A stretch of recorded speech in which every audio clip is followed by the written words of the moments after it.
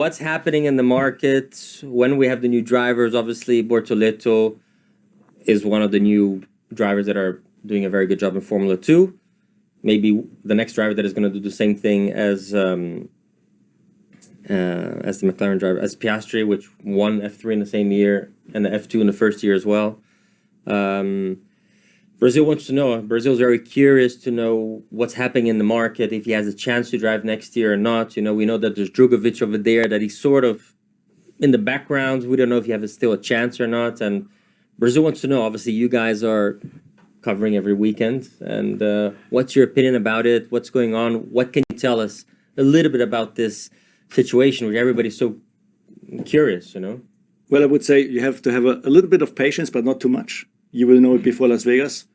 Audi told me that an announcement will be made in the weeks after Brazil. I think intentionally they didn't want to make it in Brazil, and maybe that's a good sign, because they probably thought if it isn't Brazilian, people would go mad here already. So it's better to have it in between. Then also you catch more attention, obviously, because at the Grand Prix are so many stories. That would be one story of many. So having it in between, you know, is more attention to it. But who is it going to be? Well, there are two choices. I'm hearing that Bortoleto's got a good chance of getting the seat. The issue, Audi seat. Yeah, the issue is the bungee back to McLaren, in that Audi want a clean break. Zach Brown doesn't want a clean break, and but I heard that they really wanted to keep for some reason they wanted to keep Bottas. Nothing against him, but if you have so many young drivers performing so well lately, from Berman to Colapinto to, and Bortoleto leading the championship, you have an experienced driver, which is Hülkenberg, and we spoke about it last couple of weeks. We were talking about it in the car coming over here. You know, my opinion is, like, as a team boss, said, okay, I have an experienced driver, which he's rated as a very good driver, Hülkenberg. Maybe he doesn't have that many more years, but he's still very hungry and fresh.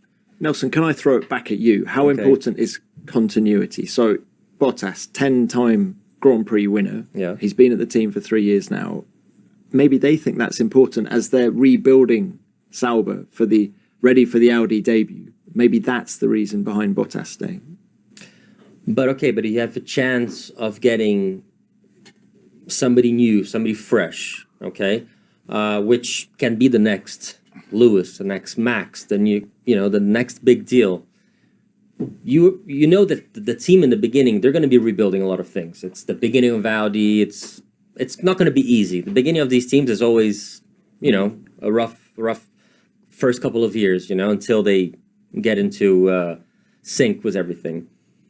You don't think it's the right time maybe to perhaps find one of these new superstars? Nelson, if I was making the decision and I could get Bortoleto severed from McLaren, 100% I'd put him in the car. But I think it's not purely based on performance. And I think, yeah, you're right. These young guys are now coming in and they're being sensational from the outset. It's very difficult to read F2 now because Franco Colapinto was mid-grid.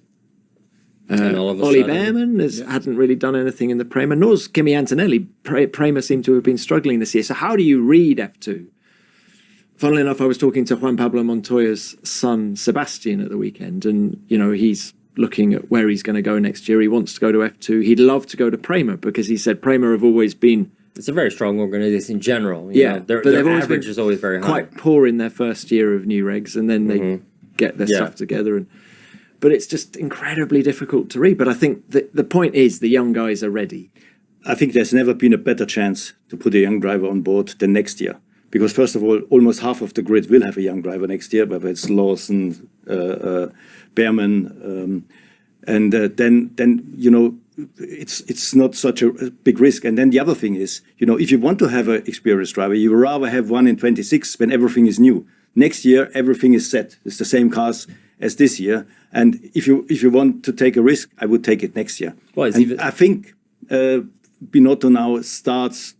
Initially, he wanted to have Bottas because he rates him very high.